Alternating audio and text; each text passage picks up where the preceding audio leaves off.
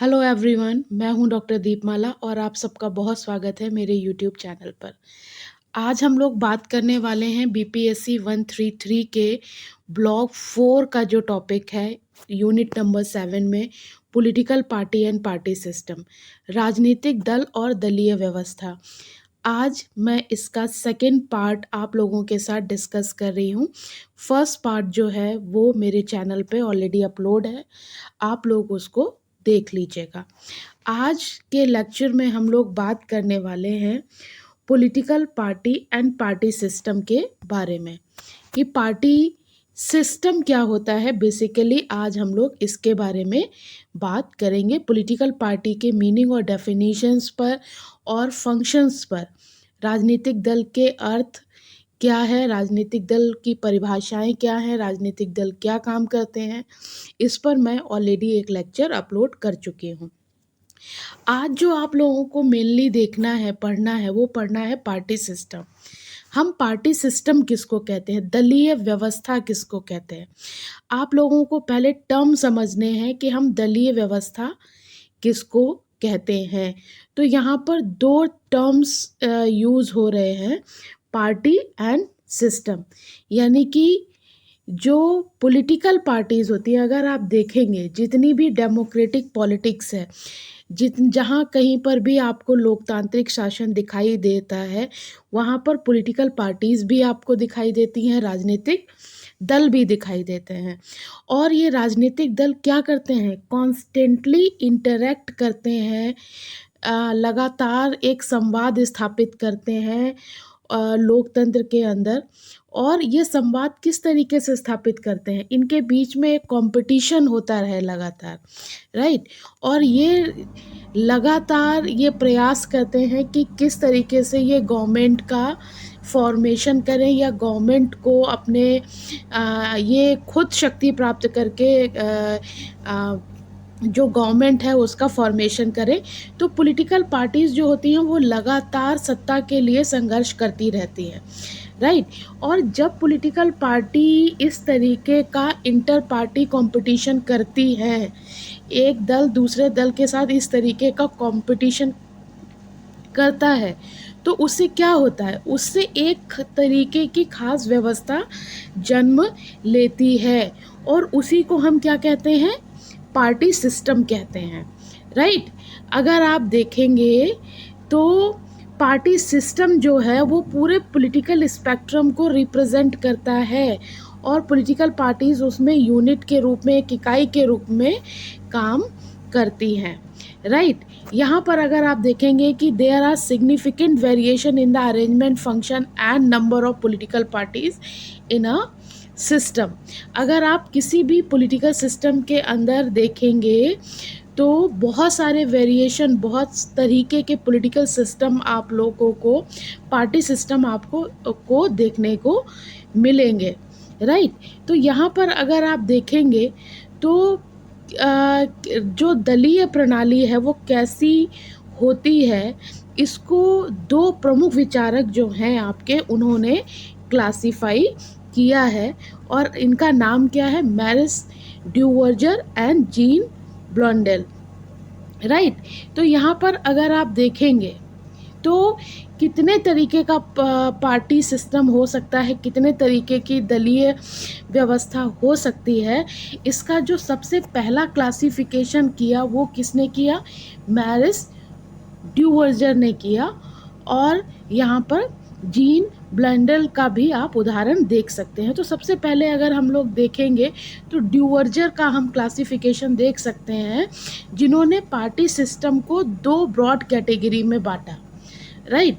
और दो broad category उनकी क्या थी, पहला तो उन्होंने रखा वन पार्टी सिस्टम, एक दलीय व्यवस्था, और दूसरा उन्होंने रखा प्लूरलिस्ट पार्टी सिस्टम यानी कि बहुदलीय व्यवस्था। अगर आप इसमें ध्यान देंगे तो जो वन पार्टी सिस्टम उन्होंने बताया, उसके अंदर भी उन्होंने दो कैटेगरीज, दो तरीके के व्यवस्थाओं को देखा, राइट। तो वन पार्टी सिस्टम के अंदर उन्होंने वन पार्टी सिस्टम को रखा और डोमिनेंट पार्टी सिस्टम को रखा। वहीं उन्होंने प्लूरलिस्ट पार्टी सिस्टम यानी कि बहुलवादी दलीय व्यवस्था के अंदर जो सेकंड कैटेगरी थी, उसमें भी दो अलग अलग तरीके के पॉलिटिकल सिस्टम को रखा, टू पार्टी सिस्टम और मल्टी पार्टी सिस्टम। तो यहाँ पर आप देखेंगे कि इंटरेस्टिंग बात क्या है कि मैरिस ड्यूवर्जर जो हैं उन्होंने दो कैटेगरीज बनाई, पहले वन पार्टी सिस्टम और दूसरा प्लूरलिस्ट पार्टी सिस्टम। लेकिन उन्होंने आगे चल के क्या किया, वन पार्टी सिस्टम में भी उन्होंने दो वेरिएशन दे दिए, वन पार्टी सिस्टम और डोमिनेंट पार्टी सिस्टम। और जो प्लूरलिस्ट पार्टी सिस्टम था उसमें भी उन्होंने दो कैटेगरी कर दी, टू पार्टी सिस्टम और मल्टी पार्टी सिस्टम। अगर यहाँ पर आप देखेंगे तो मैरिस ड्यूवर्जर का जो क्लासिफिकेशन है वो आपके माइंड में रहना चाहिए। इसके बाद अगर आप देखेंगे तो ब्लंडेल ने 1968 में उन्होंने भी पार्टी सिस्टम को क्लासीफाई किया, और अगर आप देखेंगे तो उनका क्लासिफिकेशन जो है वो बहुत इंटरेस्टिंग आपको दिखाई देता है, क्योंकि उन्होंने जो क्लासिफिकेशन किया वो शेयर ऑफ वोट को ध्यान में रख कर किया कि एक राजनीतिक दल को कितने वोट मिलते हैं, उसका मत प्रतिशत कितना होता है। तो यहाँ पर अगर आप देखेंगे तो ब्लंडेल ने दो तरीके के पार्टी सिस्टम बताए उन्होंने, और दो पार्टी सिस्टम उन्होंने कौन कौन से बताए। उन्होंने एक कहा कि 2.5 पार्टी सिस्टम होता है, और एक उन्होंने बताया कि मल्टी पार्टी सिस्टम होता है with a predominant party and multi party system without predominant party, right. तो इस तरीके से अगर आप देखेंगे तो उन्होंने दो सिस्टम कौन से बताए, the first one is two party system, दो दलीय व्यवस्था, और दूसरा उन्होंने कौन सा प्रकार बताया, 2.5 पार्टी सिस्टम। यहाँ पर आपको ध्यान क्या रखना है कि टू पार्टी सिस्टम जो है उसमें क्या है कि दो प्रमुख दल होते हैं, राइट, दो प्रमुख राजनीतिक दल होते हैं। यूनाइटेड स्टेट उसका एग्जाम्पल है, और वहाँ पर ये दोनों दल ही आपस में बदलकर सत्ता में आते हैं, कोई तीसरा दल नहीं होता है, राइट। लेकिन अगर आप देखेंगे तो यहाँ पर जो उन्होंने बात की कि जो सिस्टम होता है 2.5 पार्टी सिस्टम, 2.5 पार्टी सिस्टम में अगर आप देखेंगे तो आपको क्या दिखाई देगा, 2.5 पार्टी सिस्टम जो है वहाँ पर क्या है कि दो प्रमुख राजनीतिक दलों के बीच में एक तीसरा राजनीतिक दल भी होता है, राइट। और ये दल क्या करता है, उन दोनों को बैलेंस करने का काम करता है। तो जो ब्लंडेल है उन्होंने दो तरीके के सिस्टम की बात की है, two party system and 2.5 party system, और तीसरा मल्टी पार्टी सिस्टम।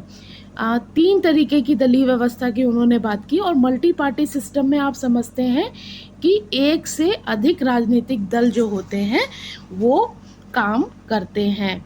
तो आप ये जो ब्लंडेल की जो क्लासिफिकेशन है ये भी आप अपने माइंड में क्लियर रखिएगा, राइट। अब इसके बाद अगर आप देखेंगे तो इसी को बेस बनाकर जो ड्यूवर्जर और ब्लंडेल ने जो मॉडल प्रेजेंट किया उसी को बेस बनाकर सामान्य रूप से तीन तरीके के पार्टी सिस्टम की हम बात करते हैं, टू पार्टी सिस्टम दो दलीय व्यवस्था, मल्टी पार्टी सिस्टम बहुदलीय व्यवस्था, और वन पार्टी सिस्टम। मैंने आप लोगों को जो ऊपर क्लासिफिकेशन बताया है उसको आप लोगों को एक जगह लिख कर रख लेना है ताकि आप लोगों को याद रहे। अब आपको क्या करना है कि उपरोक्त जो आपको ऊपर मैंने जो सिस्टम बताए उसी को आधार बनाकर two party system, multi party system और वन पार्टी सिस्टम को आपको स्टडी करना है। आपको क्या ध्यान रखना है, आपको टू पार्टी सिस्टम की क्या विशेषताएं होती हैं, इन तीनों सिस्टम की, two party system, multi party system और वन पार्टी सिस्टम की क्या विशेषताएं होती हैं और ये कहाँ कहाँ पाई जाती हैं, आपको इसको ध्यान में रखना है। अगर आप टू पार्टी सिस्टम की बात करते हैं, टू पार्टी सिस्टम का मतलब होता है द्विदलीय व्यवस्था। दो दलीय व्यवस्था अगर आप देखेंगे तो दो दलीय व्यवस्था में सबसे इम्पॉर्टेंट चीज़ क्या होती है? Two major political parties generally share core values though they may differ on specifics, right. यहाँ पर अगर आप देखेंगे तो दो मेजर पॉलिटिकल पार्टीज़ होती हैं, हो सकता है कि उनकी जो कोर वैल्यूज़ हों वो सेम हो, लेकिन वो और बहुत सारे मुद्दों पर डिफ़र हो सकती हैं, राइट। अगर आप देखेंगे तो ये दोनों जो पॉलिटिकल पार्टीज़ हैं इनके पास पावर जो है वो परमानेंटली नहीं रहती है। ये लगातार दोनों पॉलिटिकल पार्टी जो हैं वो कंपटीशन करती रहती हैं एक दूसरे से, ताकि ये क्या कर सके, secure majority of popular vote, ताकि इनको जो पॉपुलर वोट है, मेजॉरिटी है, वो हासिल हो सके, right. Both the parties keep on occupying either the treasure branch और सिट इन दी अपोजिशन। इन दो पॉलिटिकल पार्टीज़ में से या तो कोई एक सरकार बनाने में सफल हो जाती है, अन्यथा वो अपोजिशन में बैठते हैं। दो this may not always be alternate, right. हो सकता है कि आज जो सरकार बना रहा हो कल वो विपक्ष में बैठ जाए, और जो विपक्ष में हो वो अगली बार सरकार बना ले, लेकिन हमेशा ऐसा हो ये ज़रूरी नहीं होता है, राइट। और यहाँ टू पार्टी सिस्टम में एक चीज़ खास बात होती है जो आप बिल्कुल ध्यान रखिएगा कि देयर मे बी वन और मोर स्मॉलर पार्टीज़। हो सकता है कि दो दलीय प्रणाली में भी एक या एक से अधिक छोटी छोटी पॉलिटिकल पार्टीज़ हों, लेकिन क्या होगा कि smaller parties neither come to power nor do they normally influence the outcome of election. ये जो छोटे राजनीतिक दल होंगे इनके पास क्या नहीं होगा, ये कभी भी सत्ता में नहीं आ पाएंगे, ये कभी सरकार बनाने की स्थिति में नहीं आएंगे। और दूसरी चीज़ अगर आप देखेंगे तो ये कभी भी चुनाव के नतीजों में कोई बड़ा उलटफेर लाने की स्थिति में नहीं होंगे।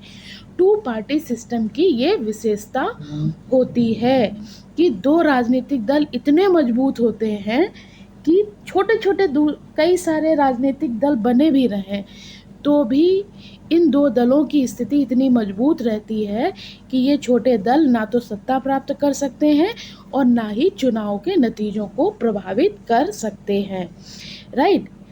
यहाँ पर अगर आप देखेंगे तो कुछ एग्जाम्पल्स हैं टू पार्टी सिस्टम के, वो आप लोग देख सकते हैं कि दुनिया के किन किन देशों के अंदर टू पार्टी सिस्टम एग्जिस्ट करता है। तो अगर आप मॉडर्न टाइम में देखेंगे तो इसका सबसे बढ़िया एग्जाम्पल टू पार्टी सिस्टम का यूएस नज़र आता है, राइट। वहाँ पर दो पॉलिटिकल पार्टीज़ हैं, नंबर एक डेमोक्रेटिक पार्टी और दूसरी Republican party, right? And these two parties have won every United States presidential election since 1852 and have controlled the United States Congress to some extent since at least 1856। अगर आप देखेंगे तो 1852 से लेकर जितने भी इलेक्शंस हुए हैं उसमें इन्हीं दो पार्टी के जो कैंडिडेट होते हैं वो प्रेसिडेंशियल इलेक्शन जीतते हैं, राइट। इसके अलावा अगर आप देखेंगे तो दूसरा उदाहरण जो है वो यूनाइटेड किंगडम का दिया जाता है, लेकिन माना जाता है कि वो पूरी तरीके से टू पार्टी सिस्टम नहीं है। वहाँ पर भी दो दल हैं, conservative party and labour party, और वहाँ पर एक तीसरा दल जो है वो काफ़ी बड़ा दल है, लिबरल डेमोक्रेटिक, राइट। तो आप ये देख सकते हैं कि टू पार्टी सिस्टम की कैटेगरी में यूनाइटेड किंगडम को रखते हैं, लेकिन लिबरल डेमोक्रेट वहाँ पर एक दल है जो काफ़ी बड़ी पार्टी थी अंटिल कब तक, 2015 के जनरल इलेक्शन तक, राइट। और बाद में इसको ओवरटेक किसके द्वारा कर लिया गया, स्कॉटिश नेशनल पार्टी के द्वारा कर लिया गया, राइट। तो आप ये देख सकते हैं। और अगर टू पार्टी सिस्टम में अगर आप देखेंगे तो ऑस्ट्रेलिया में भी आपको टू पार्टी सिस्टम दिखाई देता है। वहाँ पर दो पॉलिटिकल पार्टी कौन सी हैं, number one is Australian labour party और दूसरी पॉलिटिकल पार्टी है ए सेंट्रल लेफ्ट पार्टी, जो कि फॉर्मली किससे लिंक थी, ऑस्ट्रेलियन लेबर मूवमेंट के साथ जुड़ी हुई थी। तो 3 एग्जाम्पल आपके पास हैं जहाँ पर टू पार्टी सिस्टम आपको दिखाई देता है। Number 1 is UK, number 2 is US, number 1 is US, number 2 is United kingdom and number 3 is Australian system, right. इसके बाद अगर आप देखेंगे तो अगला पार्टी सिस्टम आपके पास कौन सा है? मल्टी पार्टी सिस्टम, बहुदलीय व्यवस्था, राइट।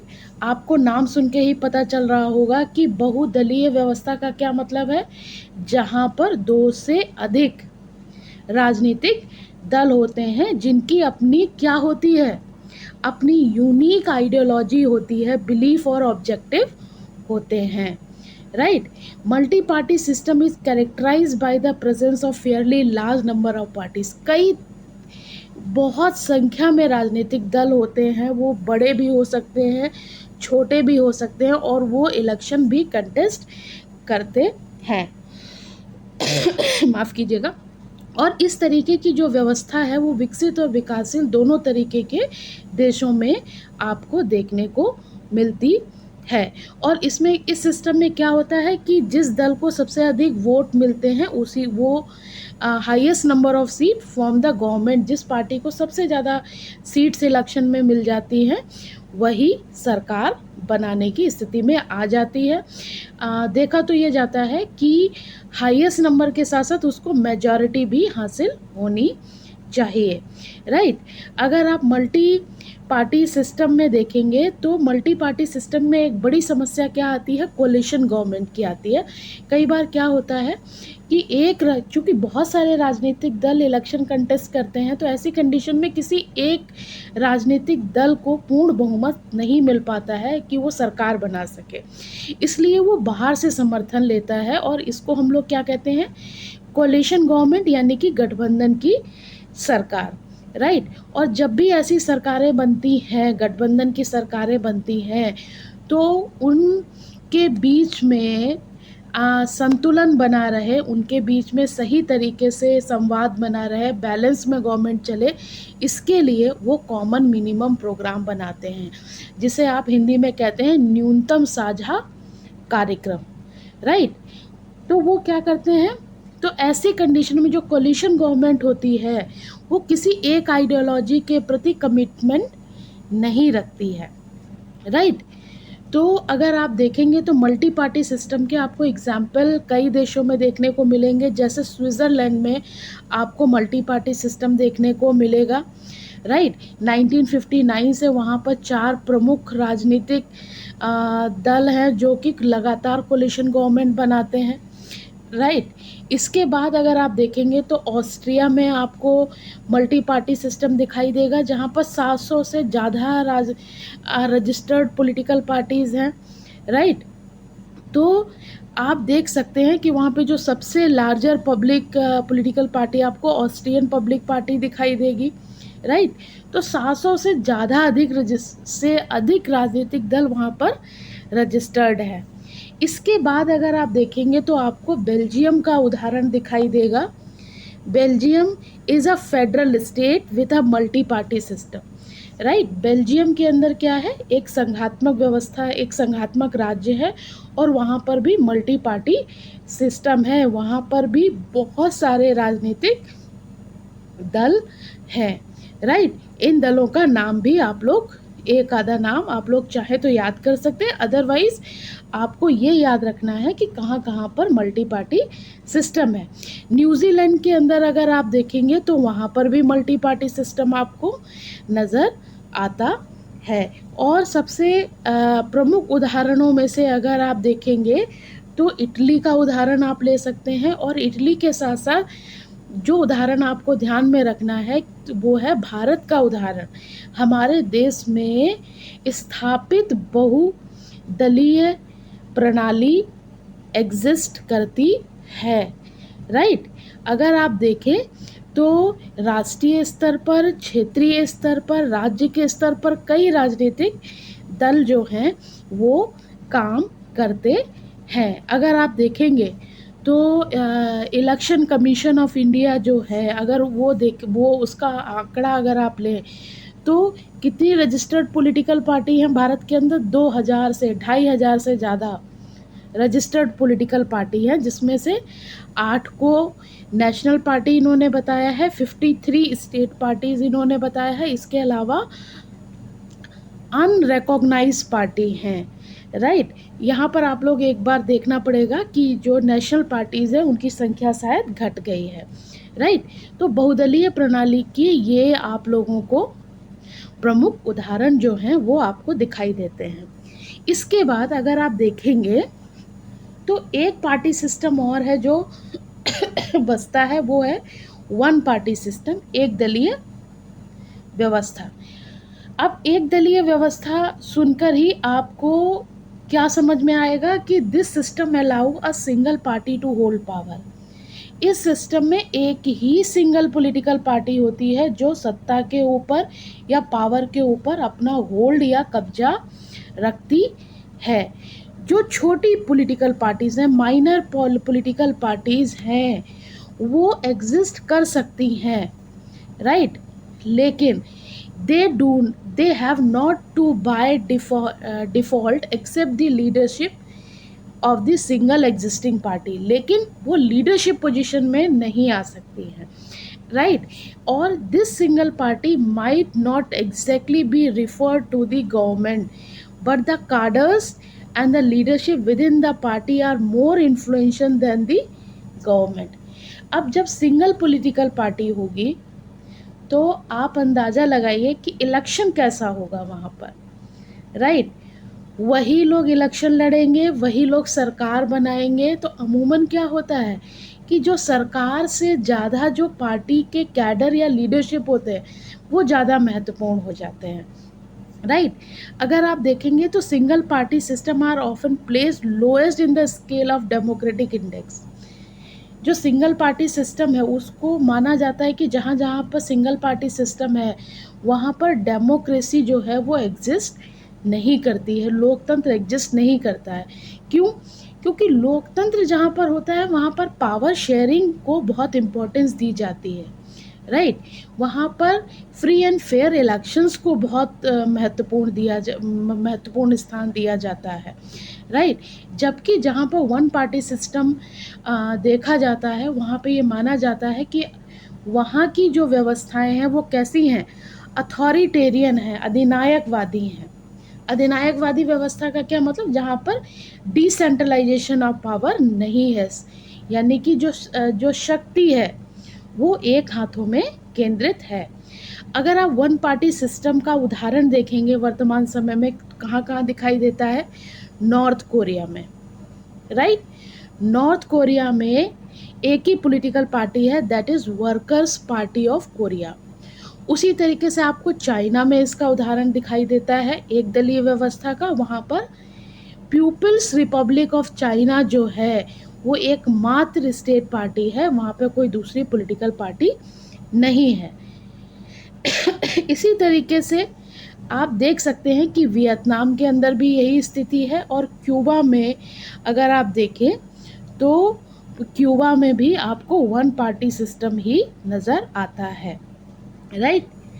इसके बाद अगर आप देखेंगे तो आपको एक और तरीके की व्यवस्था नज़र आएगी जिसको हम कहते हैं dominant party system, right. Dominant party system का क्या मतलब हो गया? डोमिनेंट का मतलब क्या होता है? प्रभुत्व जमाना, राइट। पार्टी सिस्टम यानी कि डोमिनेंट पार्टी सिस्टम का क्या मतलब हुआ कि in a dominant party system several political parties exist but only one party has the capability to form government। Dominant party system के अंदर क्या होता है, बहुत सारे राजनीतिक दल एग्जिस्ट करते हैं लेकिन सरकार बनाने की क्षमता सिर्फ एक राजनीतिक दल के पास होती है। अगर आप देखेंगे in this system through rooted in the democratic tradition other parties have rare chance of coming to power। इस तरह के सिस्टम जो होते हैं जहाँ पर डोमिनेंट पार्टी सिस्टम आपको दिखाई देता है, भारत में शुरुआती दौर में कांग्रेस का डोमिनेशन आपको दिखाई देता था, और अगर आप देखेंगे तो इस समय जो बीजेपी है वो बहुत ही प्रभावशाली स्थिति में है, राइट। तो आप देखेंगे कि इसमें क्या दिखाई देता है, डेमोक्रेटिक ट्रेडिशन तो होते हैं, लोकतांत्रिक परंपराएं तो फॉलो होती हैं, इलेक्शंस हर 5 साल के बाद होंगे, राइट। इलेक्शन कमीशन उसे कराएगा, पूरी कोशिश होगी फ्री एंड फेयर इलेक्शन हो। लेकिन जो जो पॉलिटिकल पार्टीज़ हैं, बाकी पॉलिटिकल पार्टीज़ हैं, सिर्फ उस दल को छोड़कर जो बहुत प्रभावशाली हो गया है, उनके चांस इलेक्शन में जीतने के बहुत कम होते हैं, या उनके चांस पावर गेन करने के नहीं होते हैं, राइट। अगर तो इसमें अगर आप देखेंगे तो the emergence of dominant party system can be attributed in several factors such as popularity among the masses.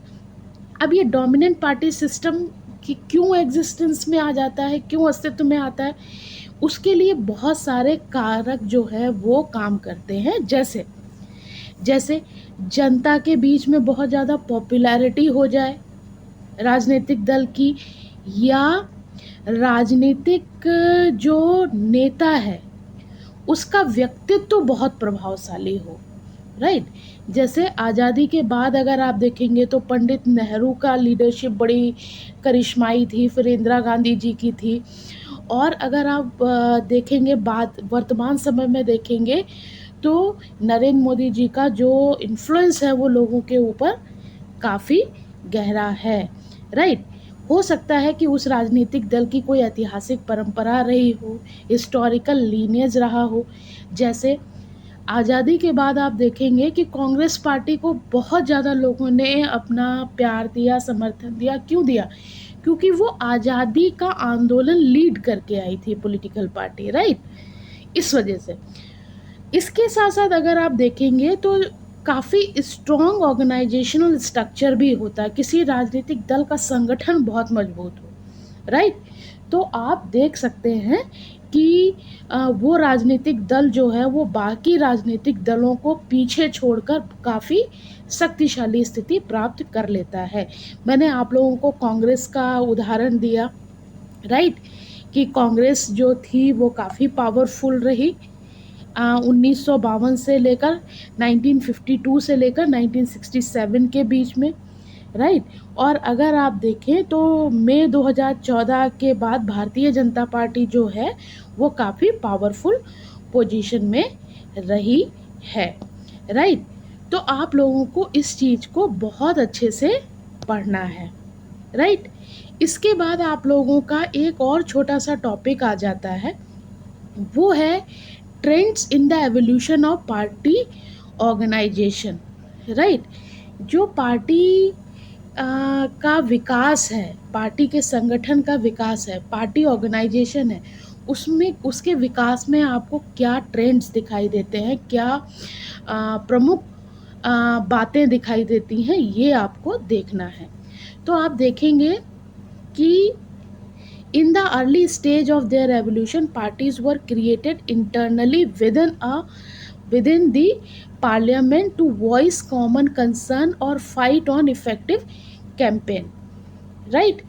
अगर आप शुरुआती दौर में देखेंगे तो जो राजनीतिक दल हुआ करते थे उनका विकास जो है वो पार्लियामेंट के भीतर ही हुआ होता था, ताकि वो जनता की जो मुद्दे हैं, वॉइस ऑफ कॉमन कंसर्न है, राइट, उसके लिए वो फाइट कर सकें, राइट।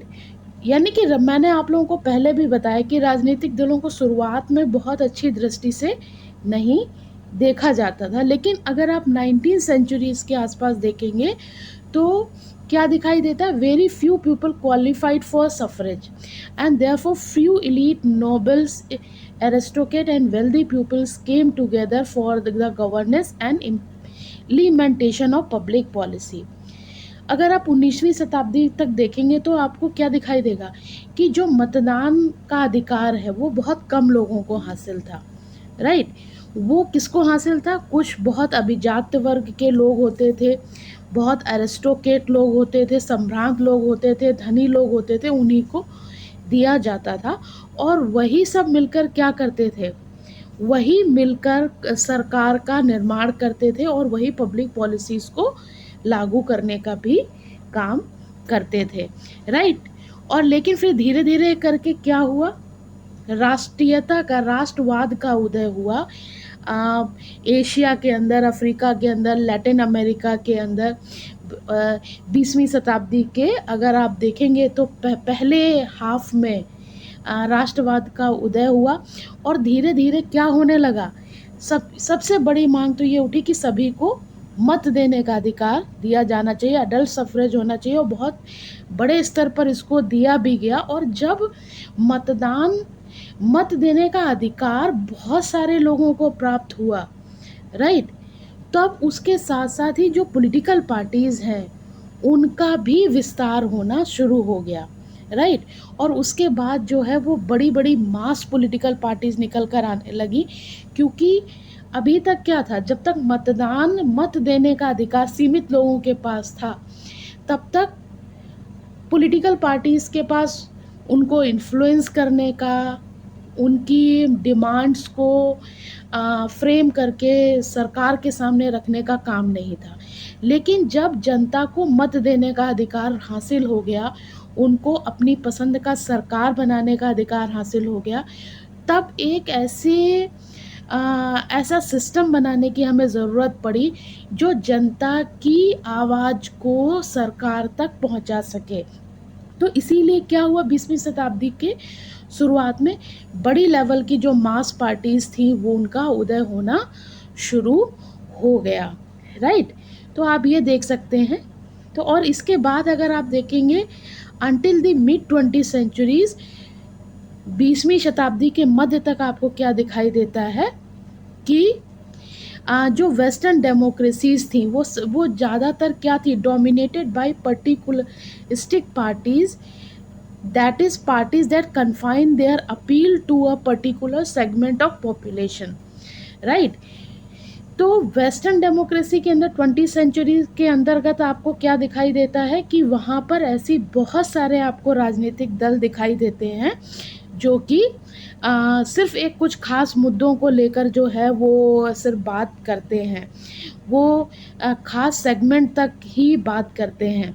कुछ एग्रेरियन पार्टीज़ आपको दिखाई देती हैं, यानी कि जो किसानों के दल दिखाई देते हैं, जो फार्मर्स के मुद्दों में इंटरेस्ट लेते हैं। कुछ हैं जो अर्बन इंडस्ट्रीज़ में इंटरेस्ट लेते हैं। तो 20वीं शताब्दी में तक आते आते आपको दिखाई देता है कि राजनीतिक दल जो हैं वो काफ़ी बड़ा जो है वो हिस्सा है अपने कब्जे में ले लेते हैं, और उनकी पॉपुलैरिटी भी काफ़ी ग्रो हो जाती है।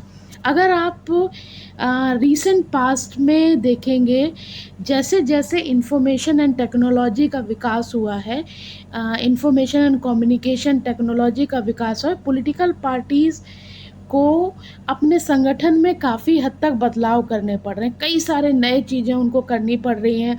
उनको सोशल मीडिया को मैनेज करना सीखना पड़ रहा है। आज के टाइम पर अगर आप देखेंगे तो each and every political party जो है, they are trying to manage social media, कि किस तरीके से हम सोशल मीडिया के थ्रू जनता को मोबिलाइज कर सकते हैं अपने फेवर में। While this has decreased the financial burden on the parties which earlier relied on mass meeting। और जब से इंफॉर्मेशन एंड कम्युनिकेशन बढ़ा है, कह रहे हैं कि मीडिया के जो पॉलिटिकल पार्टीज़ हैं उनके ऊपर काफ़ी हद तक प्रेशर भी कम हुआ है। अब वो सोशल मीडिया का यूज़ जब करती हैं तो उनको मास मीटिंग नहीं करनी पड़ती है, वन एंड वन कैंपेनिंग नहीं करती है, राइट। तो और जनता में no longer require deeper roots in society, right. Secondly वो कहते हैं कि many countries parties are losing their mass and competitive character and becoming cartel party, right. तो अगर आप देखें तो दूसरी चीज़ वो ये करें कि इंफॉर्मेशन एंड टेक्नोलॉजी जैसे जैसे बढ़ रही है, वैसे जो पॉलिटिकल पार्टीज़ हैं उनका जो जनता के साथ कनेक्शन है वो कहीं ना कहीं खोता चला जाए। ये दो कॉन्ट्रडिक्टरी बातें हैं, राइट। तो इसको आप लोगों को ध्यान से देखना है। कुल मिलाकर अगर आप देखेंगे तो आज के टाइम में, राइट, पॉलिटिकल पार्टीज़ जो हैं वो बहुत ज़्यादा इम्पोर्टेंट है, राइट। आप उनको चाहे कम्युनिकेशन के दौर में पॉलिटिकल पार्टीज़ का जो रोल है वो और ज़्यादा टेक्निकली चैलेंज्ड हो गया है, राइट।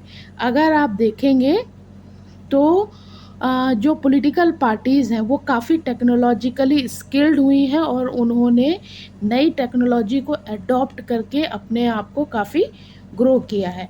तो मेरा कहने का आप लोगों को समझाने का मतलब ये है कि आप लोग ये देख सकते हैं कि जो पॉलिटिकल पार्टी का ग्रोथ शुरुआती दौर में पॉलिटिकल पार्टीज़ के प्रति अच्छा नज़रिया नहीं था। फिर 19वीं शताब्दी में क्या नज़रिया था पॉलिटिकल पार्टी को लेकर, 20वीं शताब्दी में क्या था, ये सब आप लोगों को एक बार रफली देख लेना है, राइट। जो इस यूनिट में आपके लिए इम्पॉर्टेंट हो सकता है वो आपको क्या ध्यान में रखना है, पॉलिटिकल पार्टी आप किसको कहते हैं, पॉलिटिकल पार्टी का मीनिंग क्या है, उसका डेफिनीशन पॉलिटिकल पार्टी की क्या होती है। तीसरा, राजनीतिक दल के कार्य क्या होते हैं, राजनीतिक।